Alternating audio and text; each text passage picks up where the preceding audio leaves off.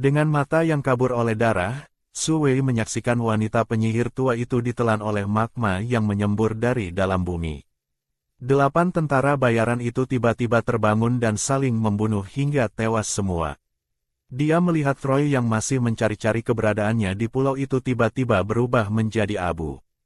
Dia melihat rumah kecilnya di Syria terbakar dan hangus menjadi kepulan asap. Dia melihat Theodore, Rolla, dan Hall kehilangan kendali dan menampakkan wujud asli mereka, lalu dimusnahkan oleh pasukan Bait Suci. Kebencian yang menggelora memenuhi dada Su Wei. Dia membenci kebodohan dirinya sendiri, membenci ketidakberdayaannya sendiri, membenci kelicikan dan kekejaman para dewa. Kalau suatu hari dia punya kekuatan, dia pasti akan menyapu mereka dari tahta tinggi mereka dan memenggal kepala mereka satu persatu, sebagai persembahan darah bagi semua orang yang tewas karenanya. Di langit yang menghampar, muncul sebuah jam raksasa. Jarum-jarumnya berdetak teratur di dalam lingkaran ular yang terus berputar. Jalur bintang bersilangan mengikuti gerak jarum itu. Jalur bintang terpantul di dalam mata Su Wei. Jantungnya berdenyut kuat dan teguh. Kembali dia mengulurkan jari-jari yang pucat, menyentuh jarum waktu di atas piringan bintang itu. Waktu berbalik. Pemandangan dunia tiba-tiba berjalan mundur. Segalanya kembali ke saat sebelum kutukan itu dijatuhkan. Su Wei menatap sekitar dengan bingung. Baru kemudian dia menyadari bahwa dia sedang dibawa terbang oleh keilahian itu, menembus batu dan tanah, melaju ke udara. Begitu menyadari apa yang sedang terjadi, Su Wei dengan cepat menarik mahkota dari kepalanya. Dia mendongak menatap langit yang tertutup abu dan asap. Melalui kabut yang tebal, dia melihat setitik cahaya yang berkelip di puncak awan. Itu adalah tahta Dewi Kehidupan yang memanggil keilahian untuk kembali. Sayang sekali tahta itu sudah lama dikuasai oleh mereka. Dewa Cinta Freya sudah menggenggam kekuasaan Dewi Kehidupan. Dewa Matahari dan Bulan sudah menguasai tahta Dewi Kehidupan. Ini adalah situasi yang tidak ada jalan keluarnya. Tidak ada siapapun di dunia ini yang bisa memecahkannya. Kalau ada, posisi tahta itu tidak akan kosong selama 1000 tahun. Tapi apa yang tidak bisa dia dapatkan, jangan harap siapapun bisa mendapatkannya. Bahkan para dewa sekalipun. Su Wei membentangkan sayap dan memaksakan diri membelok arah, terbang menuju kawah gunung berapi. Gunung yang menjulang tinggi itu memuntahkan magma yang membara dan asap tebal berwarna hitam abu-abu. Su Wei menerjang asap dan melayang diam di atas kolam magma yang menyala-nyala. Dengan kedua tangan dia mematahkan rangka mahkota keilahian itu dengan paksa. Orang lain tidak bisa merusak keilahian, tapi pemiliknya bisa. Dia secara sukarela menghancurkan keilahian itu. Menggunakan jantung membara yang dulunya adalah tubuh Dewa Purba, dia melebur keilahian itu ke dalam tanah dan sungai-sungai di bumi ini. Serpihan-serpihan mahkota itu berjatuhan ke dalam kawah gunung berapi dan perlahan-lahan tenggelam ke kedalaman magma. Batu permata hijau yang menyimpan kekuatan kehidupan itu pun dia lemparkan masuk ke dalam magma. Api abadi dari Dewa Pencipta akan perlahan menghancurkan dan menguraikan batu permata itu. Tidak ada seorang pun yang bisa mendapatkannya. Guncangan keras. Suara gemuruh menggelegar dari langit. Awan hitam bergolak. Petir menyambar-nyambar. Di musim dingin ini, hujan deras kembali turun mengguyur seluruh bumi. Keilahian itu lenyap. Kabar gugurnya Dewi Kehidupan menyebar ke seluruh penjuru dunia seperti memiliki sayap. Di atas awan, tahta milik Dewi Kehidupan runtuh dengan suara gemuruh yang dahsyat. Tongkat kekuasaannya pun hancur berkeping-keping, musnah bersama tahta yang rubuh itu ke dalam alam semesta. Dewa Matahari dan Bulan yang sulurnya terhubung dengan tahta itu pun ikut tercerabut. Mereka buru-buru memotong sejumlah besar sulur mereka. Bayangan Dewa Cinta Freya jatuh dari tahta itu. Semua hukum kehidupan yang sudah diserapnya berhamburan kembali ke dunia manusia. Karena Dewi Kehidupan sudah lama gugur, maka semua miliknya seharusnya ikut terkubur bersamanya. Sampai aturan dunia melahirkan Dewi Kehidupan yang baru. Tanpa keilahian, Su Wei tetaplah dirinya sendiri. Tapi gugurnya Dewi Kehidupan itu membuat para dewa yang sudah semena-mena merebut kekuasaannya menderita luka yang cukup serius. Dia sebenarnya tidak pernah berniat menjadi dewa. Dia hanya ingin pulang ke rumah.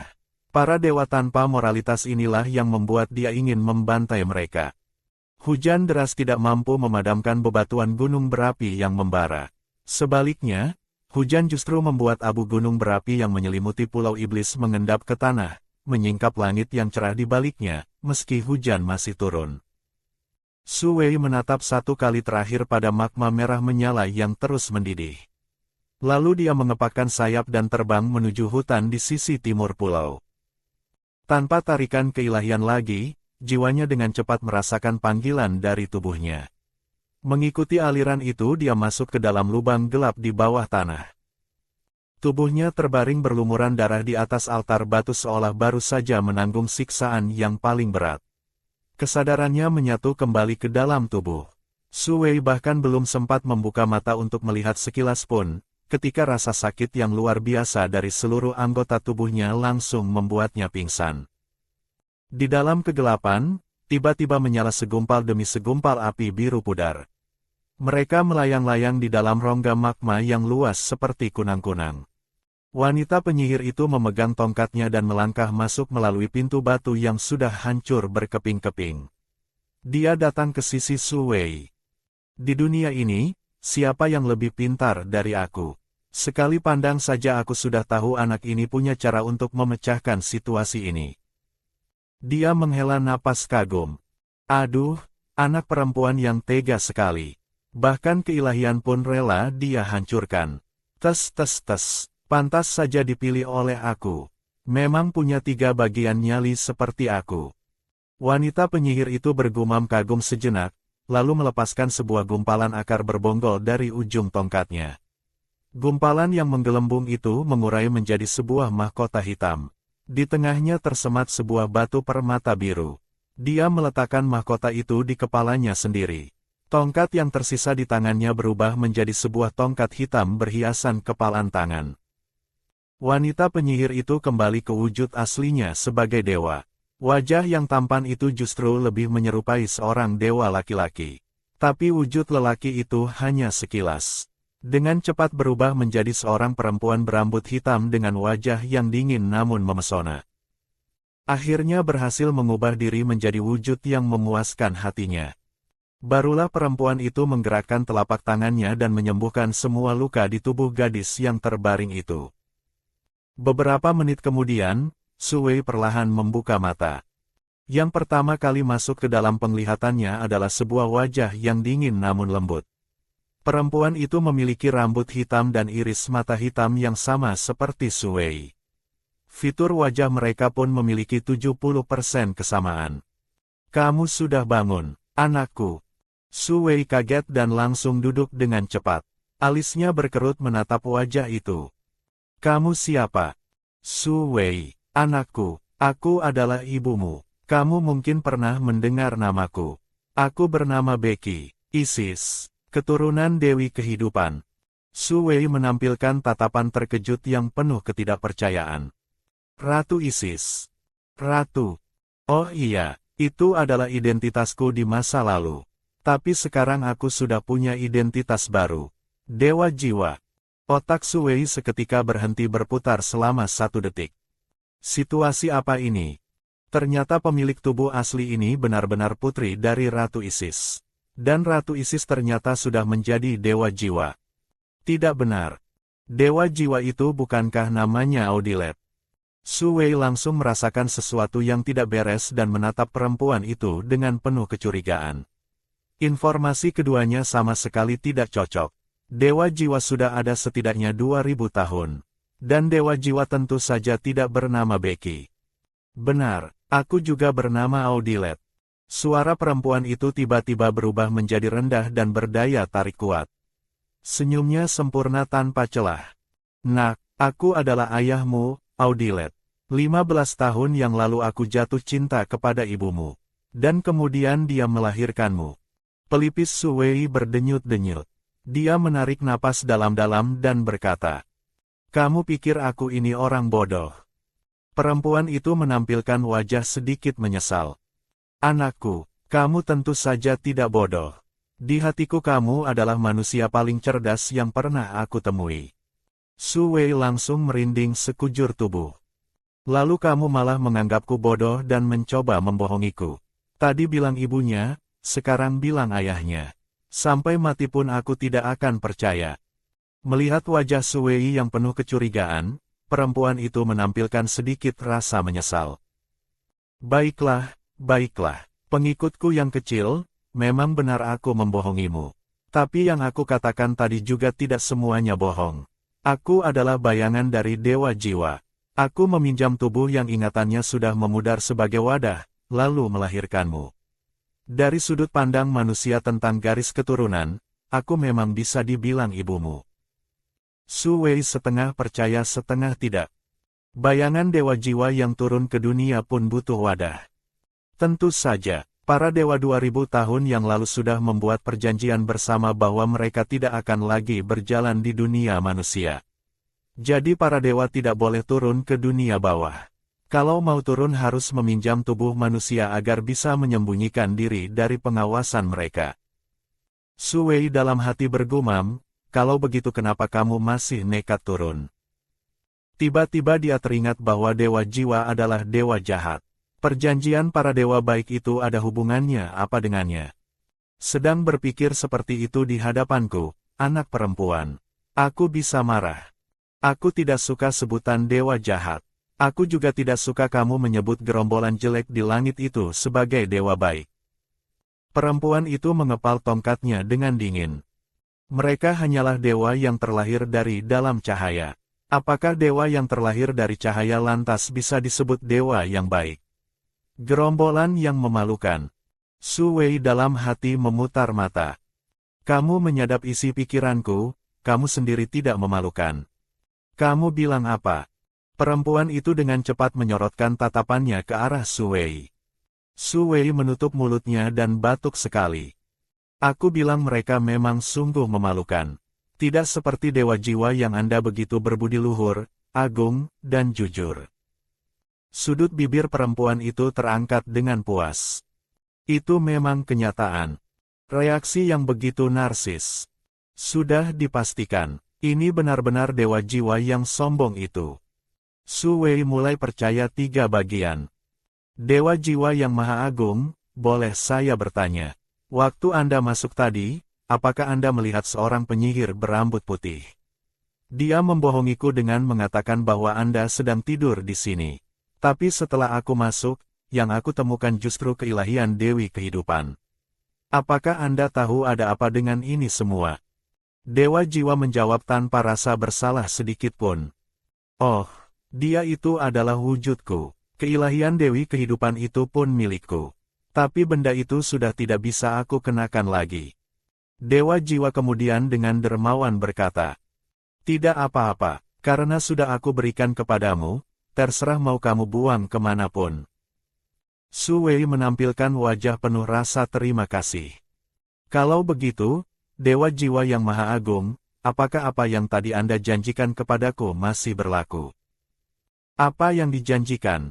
Anda mengatakan bahwa kalau aku mendapat persetujuan Anda, semua makhluk yang ada di pulau ini akan bersedia menuruti perintahku. Su Wei dengan bijak tidak mengucapkan 3 kata terakhir, termasuk saya, yang seharusnya mengikuti kalimat itu. Dewa Jiwa memandangnya dengan ekspresi setengah tersenyum setengah tidak. Kamu menginginkan pulau ini, untuk apa?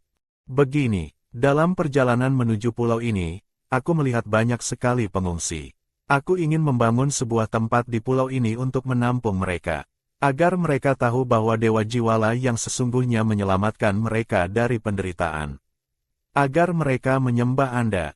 Dewa Jiwa melirik tatapan tulus Su Wei dan dalam hati memaki, penipu kecil ini berhasil membohonginya sampai ke hadapannya langsung.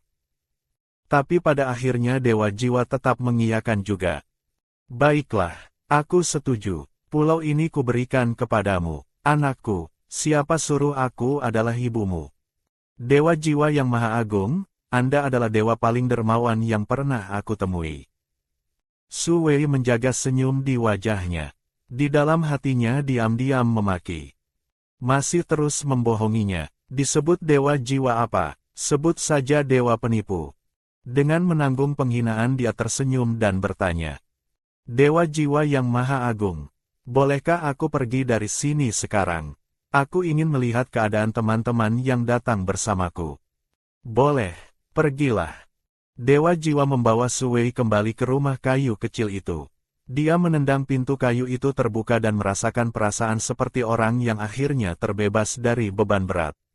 Hanya dirinya yang tahu betapa membosankannya menjaga kuil dewa ini selama 1000 tahun. Di luar kayu, 8 tentara bayaran masih dalam mimpi. Hanya saja ekspresi mereka sudah berubah dari menikmati menjadi ketakutan. Keringat dingin besar-besar menetes dari dahi mereka satu persatu. Tidak diketahui apa yang mereka mimpikan. Melihat mereka, Suwei baru benar-benar merasakan bahwa dia sudah kembali dari mimpi ke kenyataan. Semua yang baru terjadi terlalu tidak nyata. Kalau dia mengingatnya kembali pun rasanya seperti tidak masuk akal. Apakah mereka bisa dibangunkan? Suwei berbalik. Tapi yang ada di belakangnya hanyalah kekosongan. Bukan hanya dewa jiwa yang sudah menghilang, bahkan rumah kayu itu pun sudah tidak ada. Sekelilingnya sudah berubah menjadi hamparan padang rumput liar. Para tentara bayaran berdiri di tengah hutan, perlahan terbangun dari mimpi buruk. Mereka memandang sekeliling dengan bingung, tidak mengerti kenapa begitu membuka mata mereka sudah berada di sini. Padahal tadi mereka masih dikejar-kejar monster di dalam hutan. Clive memungut sepotong ranting dan menulis di tanah. Bukankah kita sudah terpisah di dalam air tadi? Bagaimana kalian bisa menemukanku? Para tentara bayaran saling menatap heran satu sama lain. Mereka pun berjongkok dan masing-masing menulis pengalaman mereka. Bukan kalian yang menemukanku. Suwei menatap semua orang yang masih kebingungan. Akulah yang menemukan kalian. Kalian tadi semua sedang bermimpi. 8 tentara bayaran yang masih berjongkok di tanah mengangkat kepala. Mereka menatap Suwei dengan ketakutan. Salah seorang dengan jari gemetar menulis cepat-cepat di tanah. Jangan bersuara, diam. Huruf-huruf itu penuh kepanikan. 7 orang lainnya berdiri sambil menggertakkan gigi dan saling memberi isyarat tangan. Kabur, cepat kabur. Dedaunan berdesir. Dari semak-semak di sekitar mereka terdengar suara gemericik aneh. Para tentara bayaran langsung mencabut pedang panjang mereka dan waspada memandang ke sekeliling. Di antara semak-semak yang bergoyang, muncul beberapa sosok yang mencurigakan. Jenazah-jenazah yang membusuk terbungkus kain robek tiba-tiba muncul di dekat mereka.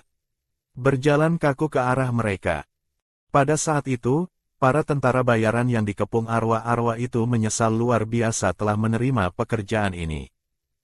Mereka memandang Suwei dengan marah. Sudah bilang jangan bersuara.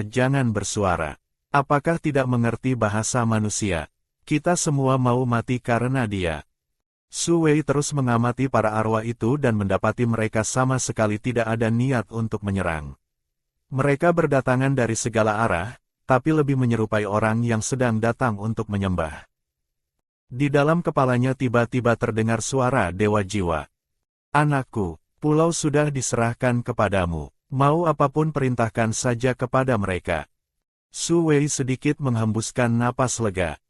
Jangan panik, arwah-arwah ini tidak akan menyakiti kita. Kita berjalan keluar pelan-pelan saja. Beberapa tentara bayaran yang lebih muda memandangnya seperti memandang orang gila. Salah seorang laki-laki bertubuh besar yang berwatak paling panas pada akhirnya tidak tahan dan meledak. Kamu pikir kamu siapa? Bisa memerintah arwah. Kamu kira kamu ini dewa jiwa. Semua saudara-saudaraku hari ini akan mati di sini gara-gara kamu. Permainan rumah-rumahan nona bangsawan ini aku tidak ikut lagi. Kamu main sendiri sana. Dalam situasi seperti ini masing-masing urus diri sendiri. Saudara-saudara, aku duluan. Kita masing-masing selamatkan diri sendiri. Clive segera menahannya. Walke, kita ini tentara bayaran. Meninggalkan pemberi kerja dan kabur sendiri, kalau hal seperti itu sampai tersebar nanti siapa yang mau mempekerjakan kamu? Wajah Walke menampilkan ekspresi jahat. Dia mengarahkan pedangnya ke Su Wei. Bunuh dia. Di sini hanya ada kita 8 orang. Tidak akan ada yang menyebarkan berita ini keluar. Matt langsung melangkah maju menghalangi di depan Su Wei. Kalian mau membunuhnya, harus lewati aku dulu. Saudaraku adalah seorang pendekar sihir. Kalau kalian berani membunuh nona ini, pikir-pikirlah dulu apakah kalian bisa lolos dari tangan seorang pendekar sihir. Clive buru-buru menjelaskan. Matt, kami tidak pernah bilang mau membunuh Nona Su Wei. Walke terlalu terbawa emosi. Kami tidak punya niat itu. Kalau kita bersatu kita masih bisa membuka jalan keluar. Walke menatap tajam. Bersatu untuk kabur boleh, tapi kita tidak bisa membawa perempuan itu. Walke, ini hanya kecelakaan. Dia juga tidak sengaja. Tidak, aku memang sengaja. Su Wei menepuk bahu Matt dengan tenang, memberi isyarat bahwa tidak ada apa-apa. Dia berjalan keluar dari belakang Matt dan menghadap semua orang. Aku memang sengaja. Lalu mau apa? Kalian mau membunuhku? Clive menatap dengan terkejut. Nona Su Wei, kenapa kamu melakukan ini? Aku sudah bilang. Mereka tidak akan menyakiti kita. Biarkan kalian berjalan keluar pelan-pelan. Tapi tidak ada satu orang pun dari kalian yang mendengarku. Bahkan perintah pemberi kerja pun tidak didengarkan. Kualitas kalian sebagai tentara bayaran benar-benar membuka mataku. Walke tertawa dingin. Nona bangsawan yang merasa dirinya paling hebat ternyata tidak ada gunanya sama sekali. Benar-benar mengira ini kastil milik keluargamu. Sampai arwah pun bisa kamu perintah seenaknya. Su Wei menatap dengan pandangan yang tenang dan berat. Kalian sudah ribut dan berteriak selama ini. Apakah mereka bergerak untuk menyerang kalian? Para tentara bayaran langsung tersentak. Benar juga, sudah selama ini. Kenapa arwah-arwah itu tidak maju selangkah pun? Matt bertanya dengan bingung. Nona Su Wei, apakah kamu tahu ada apa ini? Su Wei menyapu pandangannya ke semua orang. Suaranya tenang dan tegas. Karena ini adalah wilayahku. Aku adalah penguasa Pulau Iblis. Dia melangkah maju dan berdiri di hadapan gerombolan arwah. Berhenti, mundur. Seketika semua arwah berhenti. Mereka mundur selangkah. Bahkan para penyihir arwah yang ada di belakang pun menundukkan kepala mereka seperti sedang sujud. Kemarahan di mata para tentara bayaran seketika berubah menjadi ketakutan. Tangan Walke yang memegang pedang terus gemetar. Kamu iblis. Kamu iblis. Para tentara bayaran pucat pasi ketakutan. Ternyata pemberi kerja mereka adalah seorang iblis. Dia membawa mereka ke sini untuk memakan jiwa mereka. Pantas saja pendekar sihir bernama Troy itu begitu sampai di pulau langsung tidak ada. Pasti dia sudah menyadari identitas sebenarnya dari iblis ini dan sudah kabur dari tepi pantai sejak tadi. Seseorang menitikkan air mata penyesalan. Dalam karir tentara bayarannya yang singkat, dia belum pernah menemui penipuan sepicik ini. Kalau diceritakan pun tidak akan ada yang percaya.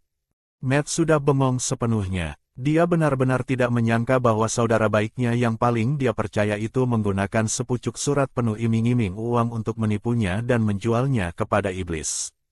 Ini adalah kemerosotan moral atau keburukan sifat manusia. Para tentara bayaran semua menampilkan wajah seperti orang yang sedang menghadiri pemakaman sendiri. Pemandangan itu cukup memedihkan mata Su Wei. Dia membersihkan tenggorokannya dan membuka suara. Matt, berikan pedangmu kepadaku. Matt melotot.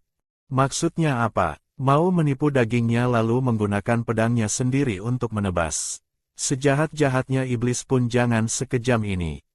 Matt memeluk pedangnya erat-erat. Aku saja, daging saya boleh. Tapi menggunakan pedang kesayanganku untuk memotongku, tidak. Tidak bisa. Su Wei diam 2 detik lalu menatap gerombolan arwah. Kalian semua, ambilkan pedang mereka untukku.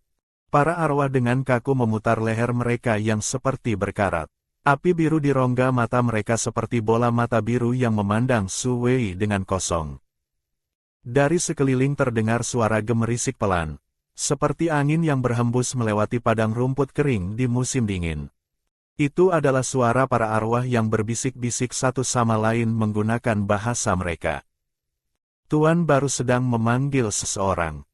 Apakah itu kita yang dipanggil? Bukan kali. Dia menyebut manusia. Kita ini arwah. Berarti bukan kita. Semua jangan bergerak. Oh, kalau begitu aku tidak bergerak. Tapi tulang kaki dan tulang lenganku sepertinya terpasang terbalik. Bolehkah aku memasangnya kembali dulu? Suara-suara aneh itu mengambang masuk ke dalam telinga Su Wei dan memaksanya tertawa geli meski tidak mau. Dia mengulurkan tangan dan menunjuk beberapa penyihir arwah yang terlihat lebih bisa diandalkan di bagian belakang. Kamu, dan kalian beberapa. Ambilkan pedang orang-orang ini untukku. Para penyihir arwah yang ditunjuk itu dengan terlihat jelas menyebarkan aura loyo dan murung. Api di mata mereka pun meredup sedikit. Ganti tuan baru, ternyata masih sama saja sukanya mempekerjakan mereka. Su Wei tidak peduli apa yang mereka pikirkan di dalam hati. Dia menarik kembali pandangannya dan menatap 8 lelaki besar di hadapannya. Serahkan senjata kalian, tunduk kepadaku. Berani melawan, hanya ada satu jalan. Meski Pulau Iblis dipenuhi arwah di mana-mana, gadis itu menyebut tempat ini seperti surga pribadi miliknya. Hanya karena Su Wei sudah menjadi penguasa baru pulau ini, semua arwah akan tunduk pada perintahnya.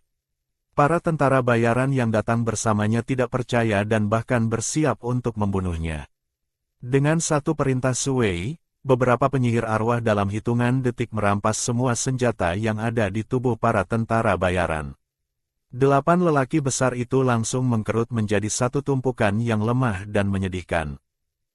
Su Wei kemudian menunjuk beberapa penyihir arwah lagi untuk mengikat semua tentara bayaran itu. Aku berikan 2 pilihan kepada kalian. Pertama, tinggal di pulau ini dan menyelesaikan tugas yang aku berikan. 3 tahun kemudian aku akan membebaskan kalian. Kedua, mati di pulau ini dan menjadi arwah. Menyelesaikan semua tugas yang aku berikan. Selamanya tidak bisa pergi. Pilih. Kalau dalam 3 detik tidak ada jawaban, aku anggap kalian memilih yang kedua. Para tentara bayaran semua menangis. Ini namanya 2 pilihan. Jelas hanya ada satu pilihan.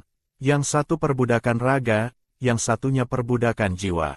Tuan tanah paling jahat pun tidak sejam ini.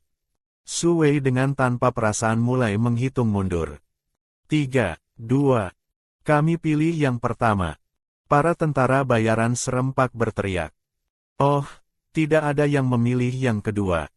Su Wei menatap Walke yang tadi paling keras berteriak. Kamu tadi mau membunuhku, kan? Membenciku sedalam itu. Bekerja di bawah tanganku selagi hidup, bukannya tersiksa. Dia mencabut sebilah belati dari pinggangnya. Aku beri kamu kesempatan untuk bebas. Asal kamu mati, aku tidak akan menyuruhmu bekerja lagi. Walke Siting penuh amarah tapi tidak berani bicara. Kalau waktu bisa diulang, dia pasti akan memperlakukan nenek moyang agung ini dengan sangat baik-baik. Dia menangis bercucuran air mata dan ingus. Saya salah, Tuan Iblis. Saya salah. Saya bersedia bekerja untuk Anda. Saya sama sekali tidak membenci Anda. Bisa bekerja untuk Anda adalah keberuntungan saya. Jangan bunuh saya. Su Wei mengeluarkan suara tawa sinis. Aku benar-benar tidak bisa memikirkan apa gunanya menyimpan nyawamu. Kalau begitu berikanlah satu alasan kepadaku untuk tidak membunuhmu. Aku berguna, sungguh berguna. Aku bisa. Walke otaknya berputar hampir sampai berasap. Itu dia, kalau Anda tidak membunuhku, aku bisa pergi keluar menggunakan identitasku sebagai orang hidup untuk merekrut banyak sekali tentara bayaran. Mereka semua bisa bekerja untuk Anda. Dan aku punya tenaga besar, 1 orang bisa mengerjakan pekerjaan 3 orang. Ada lagi. Mereka hanya bekerja untuk Anda selama 3 tahun. Aku bisa 6 tahun. Tidak, 10 tahun. Tidak. Berapa tahun pun Anda mau, berapa tahun pun aku mau. Para tentara bayaran lainnya hampir mau pecah. Baik. Semua keuntungan sudah kamu ambil semua. Kerja gelap pun harus ada yang mengatasinya. Apakah di antara manusia tidak bisa ada sedikit cinta dan kedamaian? Su Wei menatapnya dengan dingin. Kedengarannya ada sedikit gunanya. Baiklah, untuk sementara aku biarkan nyawamu. Dia langsung menunjuk seorang penyihir arwah untuk menjadi pengawas.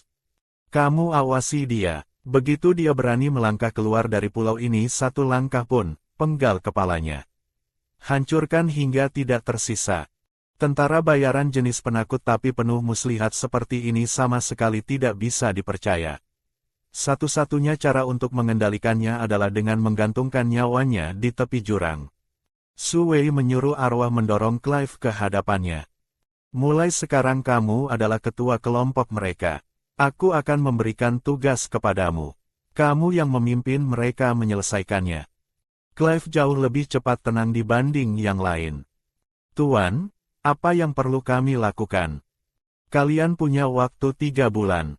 Di sini buka lahan setidaknya 10 hektar dan pilihkan lokasi yang tepat untuk membangun setidaknya 10 gubuk kayu. Aku akan memberikan gambar rancangan. Kalian bangun sesuai gambar itu. Su Wei kemudian menatap arwah yang menekan Clive. Api biru di matanya adalah yang paling terang di antara semua arwah. Seharusnya dialah yang paling kuat di antara seluruh arwah. Siapa namamu? Arwah itu membuka dan menutup tulang rahang putih bersih dengan 2 baris gigi yang rapi. Patrick Santek. Patrick, kamu hitung jumlah arwah yang ada di pulau ini. Catat nama dan informasi kematian mereka. Kemudian cari sebidang tanah sebagai pemakaman kalian. Bangun ruang makam sesuai jumlah kepala. Semua arwah mulai sekarang tidak boleh berkeliaran sembarangan. Juga tidak boleh membuang bangkai dan tulang-tulang sembarangan. Tidur harus kembali ke ruang makam masing-masing.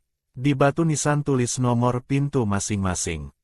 Su Wei kemudian mengalihkan pandangan ke Matt. Pernah sekolah? Matt menjawab dengan gemetar. Pernah.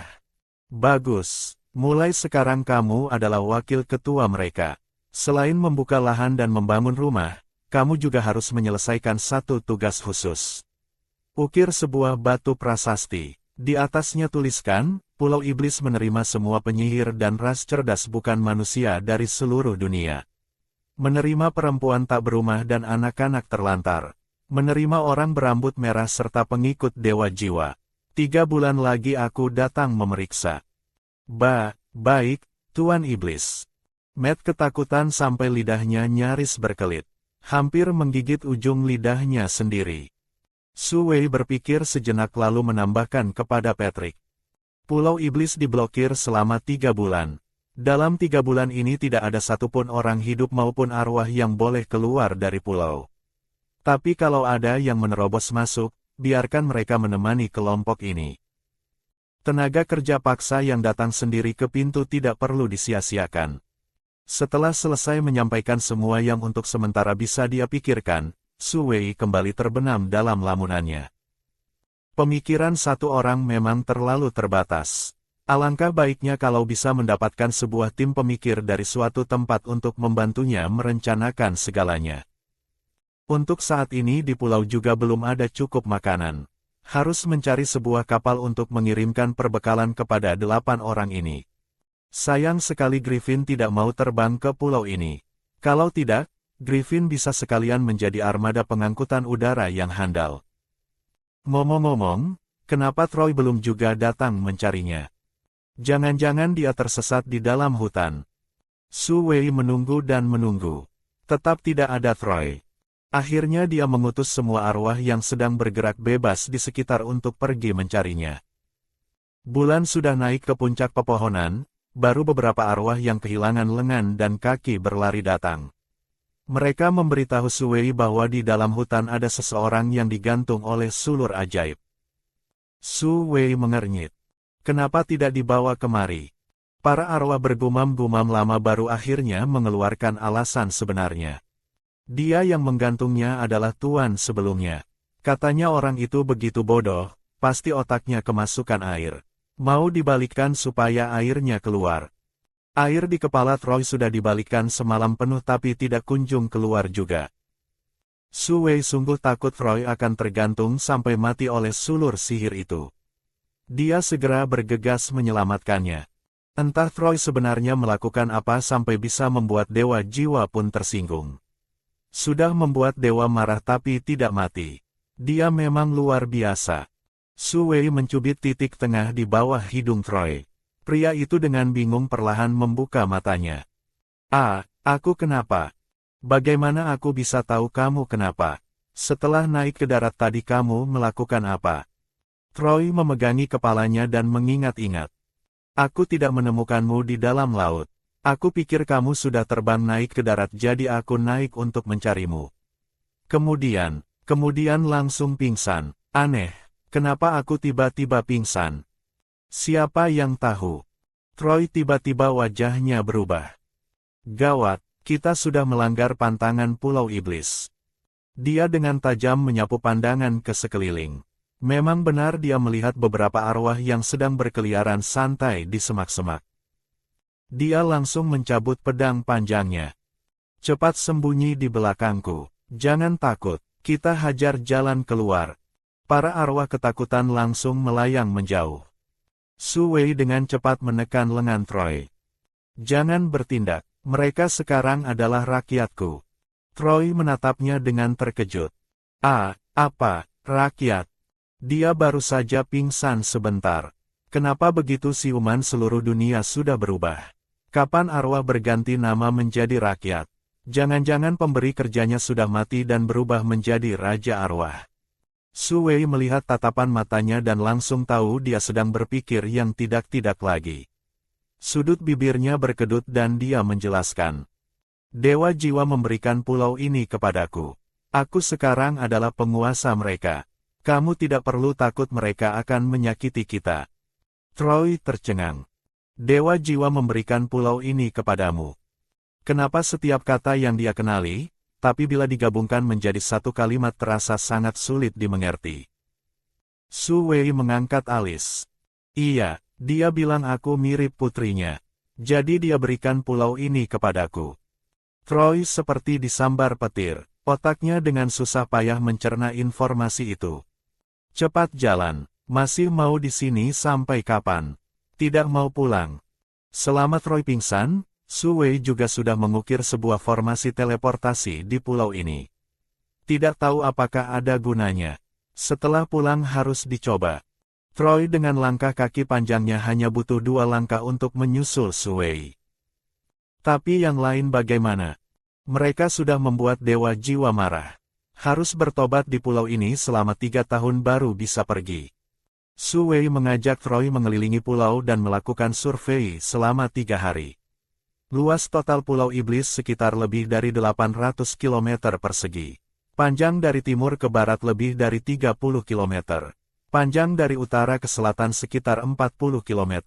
Bentuknya seperti bola rugby yang gepeng. Di bagian barat laut pulau terdapat sebuah gunung berapi yang masih aktif. Tapi di bagian selatan dan timur terdapat hamparan tanah luas yang subur dari hasil pelapukan batuan vulkanik. Di pesisir barat daya masih ada padang rumput pegunungan yang luas. Dan di teluk bagian tenggara sumber daya hutan melimpah. Di dalam teluk banyak tumbuh pohon-pohon tua berusia ratusan tahun, yang menunjukkan bahwa dampak letusan gunung berapi terhadap kawasan itu tidak begitu besar. Setidaknya dalam 50 tahun ke depan tempat ini masih aman. Pulau ini di mata Su Wei benar-benar adalah surga tersembunyi yang sempurna. 50 tahun sudah cukup baginya untuk membangun kekuatan militer, melatih pasukan, melebur besi, dan membangun kapal di sini. Sayangnya di pulau ini tidak ditemukan sumber daya mineral seperti tembaga, besi, atau aluminium. Ada sedikit mineral tanah jarang tersebar di beberapa titik, tapi untuk tahap ini pun belum bisa dia manfaatkan. Kalau ingin melebur besi di sini, harus membangun kapal besar di selatan terlebih dahulu baru bisa mengangkut biji besi ke sini. Su Wei menggambar sebuah peta sederhana Pulau Iblis. Dimasukkan ke dalam kantong kulit domba anti air dan diselipkan ke dalam kantong pinggang Troy. Ayo pergi, sudah waktunya kembali ke Syria. Ketika meninggalkan pulau, keduanya melihat 2 arwah di pantai yang sedang menyeret sebuah jenazah ke arah pantai. Troy mengenali jenazah itu adalah terpidana mati yang dibawa oleh Clive. Su Wei bertanya kepada dua arwah itu dan baru mengetahui bahwa ternyata 80% tulang belulang yang ada di pulau adalah yang dipancing dari laut. Orang-orang di pesisir benua barat merasa repot mengurus jenazah terpidana mati. Setiap kali membuang jenazah, mereka langsung melemparnya ke laut. Jenazah-jenazah itu kemudian mengikuti arus dan terhanyut ke dekat Pulau Iblis. Dan di lautan iblis ada seekor putri duyung berhantu yang sangat tidak suka melihat jenazah-jenazah membusuk di air. Setiap kali melihat, dia langsung melemparkan mereka ke pantai. Dia juga tidak suka diganggu oleh orang hidup.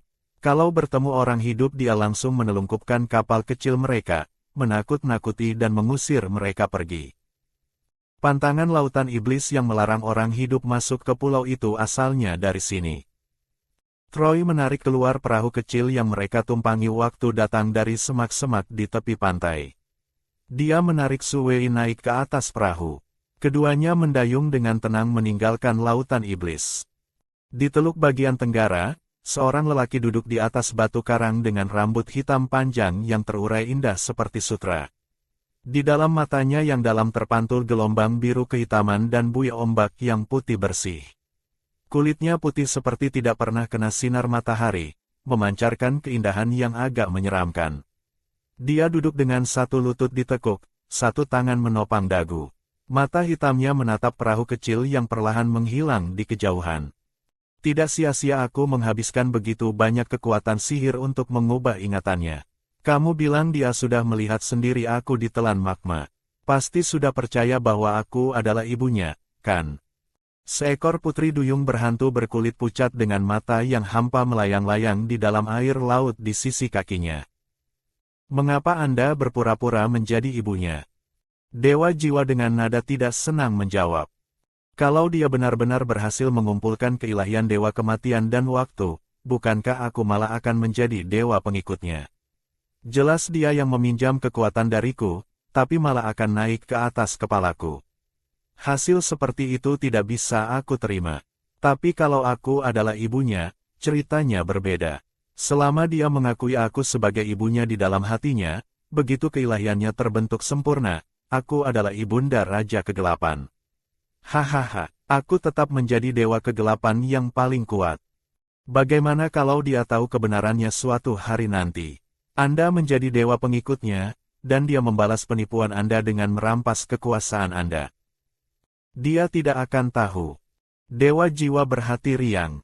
Sama seperti pulau ini, dia masih menyangka pulau ini dan kekuatan menguasai arwah adalah hadiah dariku. Padahal sebenarnya memang dari sononya dia sudah bisa mengendalikan arwah. Wajah pucat Stasi menampilkan sedikit keheranan. Bukankah itu memang hasil dari kesengajaan Anda yang menyesatkannya? Bagaimana bisa disebut menyesatkan? Dia mengambil sebagian kekuasaanku. Bagian itu dulunya memang milikku. Tapi sekarang sudah menjadi miliknya. Stasi terpaksa mengingatkan kenyataan ini. Baiklah. Dia mengambil kekuasaanku. Aku mencuri kekuasaannya. Impas. Putri duyung itu memandangnya dengan mata yang hampa. Anda tadi bilang ini adalah hutang Anda kepadanya. Lelaki itu mendongak menatap langit dan menghela napas panjang. Kalau bukan demi menjaga keturunan Dewi Kehidupan, mengapa aku mau melangkah yang salah ini? Bukankah Dewi Kehidupan itu adalah Anda sendiri?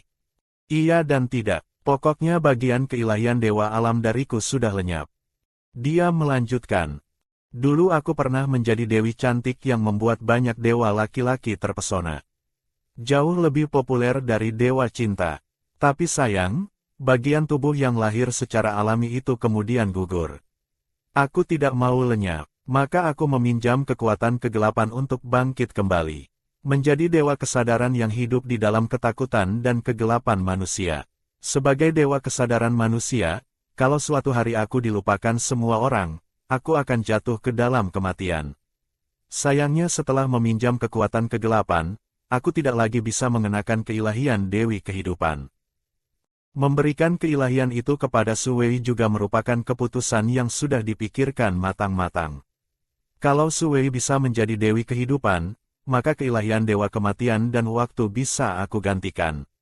Aku tidak akan berubah dari dewa utama menjadi dewa pengikut. Kalau Su Wei tidak bisa menjadi dewa, para dewa di langit yang menemukan dia membawa keilahian akan merebut keilahian itu dan membunuhnya. Maka di atasku tetap tidak akan ada dewa utama.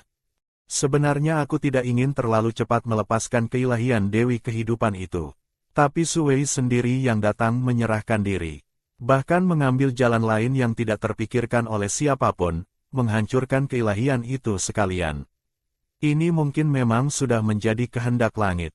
Kehendak langit sudah menentukan, jalan menuju kedewaan Su Wei tidak bisa dihindari. Begitu perahu kecil Su Wei menghilang dari pandangan, Dewa Jiwa menarik kembali tatapannya yang suram. Pergilah, Stasi, mari kita ke Tanah Gersang untuk melihat-lihat. Melihat keadaan anak itu sekarang. Apakah yang Anda maksud adalah keturunan Dewi Kehidupan yang sesungguhnya? Benar. Di atas permukaan laut, Su Wei teringat jenazah terpidana yang baru saja dilihatnya. Sesuatu terasa tidak beres. Dia bertanya kepada Troy. Kalau seseorang yang masih hidup bisa menggunakan sihir hitam dan memanggil arwah, apakah dia bisa disebut penyihir arwah? Tentu saja tidak. Penyihir arwah adalah sebutan untuk penyihir yang sudah mati dan berubah menjadi arwah. Meskipun bisa menggunakan sihir hitam dan memanggil arwah, itu tidak termasuk. Itu hanya bisa disebut penyihir hitam. Su Wei mengernyitkan dahi. Kalau begitu kenapa tadi Dewa Jiwa yang berpura-pura menjadi penyihir itu menyebutku penyihir arwah? Dia tidak mungkin mengatakan itu tanpa alasan. Kecuali kalau aku bukan orang hidup. Apakah aku sudah mati? Kapan matinya? Pada saat pemilik tubuh asli mengorbankan jiwanya. Kalau begitu kondisiku sekarang ini seperti apa? Kucing Schrödinger yang hidup sekaligus mati. Su Wei mengatupkan bibirnya rapat-rapat. Dia merasa kata-kata Dewa Jiwa tidak bisa sepenuhnya dipercaya. Setidaknya tidak bisa dipercaya seluruhnya. Dia bilang meminjam tubuh Ratu Isis untuk melahirkan Su Wei. Apakah itu benar-benar kenyataannya? Dan sebagai Dewa Jiwa, seorang dewa jahat, dia justru menjaga keilahian Dewi Kehidupan di pulau ini. Lalu apa sebenarnya hubungan antara Dewa Jiwa dan Dewi Kehidupan? Saudara kandung, atau suami istri? Su Wei ingat dia pernah mengatakan bahwa keilahian Dewi Kehidupan itu juga miliknya. Hanya saja sekarang tidak bisa dia kenakan lagi. Ini berarti dulu dia pernah memakainya. Jadi, apakah Dewa Jiwa itu adalah Dewi Kehidupan yang sudah jatuh? Dalam mitologi Mesir, Dewi Isis bukan hanya Dewi Kehidupan dan Kesehatan, tapi juga pelindung orang yang sudah meninggal. Kalau begitu keilahian Dewi Kehidupan memang dari sananya sudah mengandung kekuasaan atas arwah. Hanya saja dulu pembagiannya lebih jelas. Kalau ceritanya diurutkan ulang dari awal, Dewi Kehidupan gugur dan berubah menjadi Dewa Jiwa. Kemudian bayangan Dewa Jiwa turun ke dunia dan merasuki tubuh Ratu Isis. Lalu melahirkan Su Wei. Tidak benar.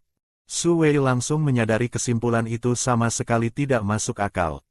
Su Wei sudah lama pernah meramal apakah dia adalah putri Ratu Isis. Hasil ramalannya menunjukkan bahwa dia bukan. Tapi ketika Dewa Jiwa mengatakan dia adalah putri Ratu Isis, karena mempercayai otoritas sang dewa, Su Wei pada saat itu membuang hasil ramalannya. Dia bahkan sudah menyiapkan alasannya sendiri, karena saat meramal, subjek yang dia tanyakan adalah, aku. Kata, aku, ini mungkin mewakili jiwanya, bukan pemilik tubuh asli. Jadi hasil yang menunjukkan, bukan, merujuk kepada dirinya sendiri, bukan kepada pemilik tubuh asli. Kalau saat itu dia bertanya apakah pemilik tubuh asli adalah putri Ratu Isis, apakah hasilnya akan berbeda? Tapi meski pemilik tubuh asli adalah putri Ratu Isis, Dewa Jiwa sama sekali tidak mungkin adalah ibunya. Pertama, dewa yang baik terlahir dari dalam cahaya. Maka sebaliknya dewa jahat terlahir dari dalam kegelapan. Dewa Jiwa tidak pernah menyangkal pernyataan ini. Ketika Su Wei heran mengapa dewa jahat harus mengikuti perjanjian para dewa baik, dia tidak menjawab melainkan mengalihkan topik. Tidak menjawab itu pun sudah merupakan jawabannya. Dewa jahat sama sekali tidak perlu meminjam tubuh manusia untuk turun ke dunia. Lagi pula dia sendiri bilang sudah menjaga pintu itu selama 1000 tahun. Artinya 1000 tahun yang lalu dia sudah turun ke dunia. Lalu untuk apa dia meminjam tubuh Isis setelah kematiannya? Kedua, Dewa Jiwa bilang meminjam tubuh Isis setelah kematiannya lalu melahirkan Suwei. Kalau begitu mengapa Suwei bisa terdampar di desa nelayan? Apakah sebagai dewa pun dia tidak mampu melindunginya? Mengapa selama pemilik tubuh asli masih hidup, Dewa Jiwa tidak pernah menunjukkan perhatiannya? Baru setelah pemilik tubuh asli mengorbankan jiwanya dan Suwei masuk ke dalam tubuh ini, barulah dia memberikan berkahnya. Perkataannya penuh kontradiksi, berlubang di mana-mana. Dia sedang membohonginya. Tubuh yang ditempatinya sekarang bukanlah tubuh setelah kematian Isis. Tapi mengapa dia mau membohongi dirinya? Apa keuntungan yang bisa dia dapatkan? Suwei merunut ulang seluruh percakapan mereka dan mendapati bahwa Dewa Jiwa memiliki dua tujuan yang berbeda, dilakukan dalam dua tahap. Tahap pertama, setelah Suwei mengaku sebagai pengikut Dewa Jiwa yang menyamar sebagai penyihir mengikuti alur itu dan membohongi Suwei masuk ke dalam rongga bawah tanah. Tujuannya adalah agar Suwei mendapatkan keilahian Dewi Kehidupan. Tahap kedua, setelah Suwei menghancurkan keilahian Dewi Kehidupan, dia langsung mengubah rencananya. Tidak hanya secara aktif mengungkapkan identitasnya,